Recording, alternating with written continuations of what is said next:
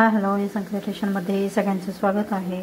तर चला, आज आपण भरल्या वांग्याची भाजी बनवणार आहोत। इथे मी वांगे स्वच्छ धुवून घेतलेले आहेत आणि त्यामध्ये 4 काप करून घेतलेले आहे। मध्ये 4 काप करून घ्यायचे। इथे मी 1 वाटी शेंगदाणे आणि लसूण दळून घेतलेला आहे। मसाला घेऊयात। आता आपण गॅसवर कढई ठेवून घ्यायची। आपण 3 चमचे तेल टाकून घ्यायचं। याच्यात आपण 3 चमचे तेल टाकून घेतलेलं आहे। अर्धा चमचा राई,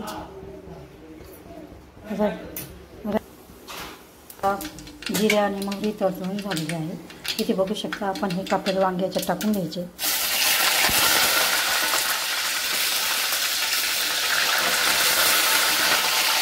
बघू शकता, आपण तेलात कापलेले वांगे टाकून घेतलेले आहे। हे तेलात असे छान परतून घ्यायचे आणि थोडे फ्राय करून घ्यायचे तेलामध्ये।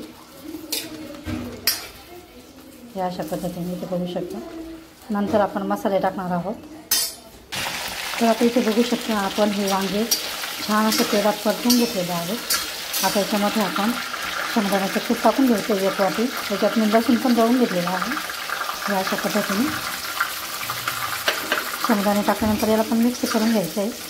आता याच्यामध्ये आपण मसाले टाकून घेऊया। लाल तिखट, हळद आणि मसाला, अंबारी मसाला किंवा गरम मसाला पण टाकू शकतो आपण, धना पावडर। तर आता इथे बघू शकता, पाऊण चमचा आपण हळद टाकून घ्यायची, 1.5 चमचा आपण लाल तिखट, हा छोटा चमचा आहे, 1.5 चमचा लाल तिखट टाकायचं आहे। 2 चमचे आपण अंबारी मसाला टाकून घेणार आहे।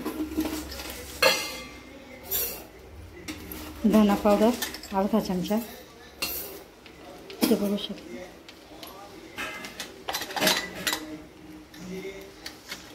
आणि गरम मसाला अर्धा चमचा। तर आपले हे मसाले टाकून झाल्यानंतर याला छान मिक्स करून घ्यायचे फोडणीमध्येच। या अशा पद्धतीने इथे बघू शकता, अशा पद्धतीची वांग्याची भाजी पण खूप छान लागते। नक्की करून बघा। माझे जर व्हिडिओ तुम्हाला आवडत असेल तर लाईक करा, शेअर करा, चॅनलला सबस्क्राईब करा। तर आता हे छान आपलं असं परतून झालेलं आहे मसाले आणि वांगे।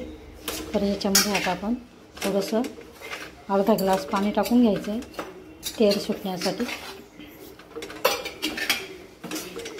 असे वांगे आणि हे मसाले असे छान मिक्स करून घ्यायचे। शकता, सगळे मसाले आपण असे मिक्स करून घ्यायचे वांग्यामध्ये। आता याच्यामध्ये आपण कोथिंबीर पण टाकून घ्यायची फोडणीमध्येच, याच्यातच, म्हणजे छान स्वाद येतो।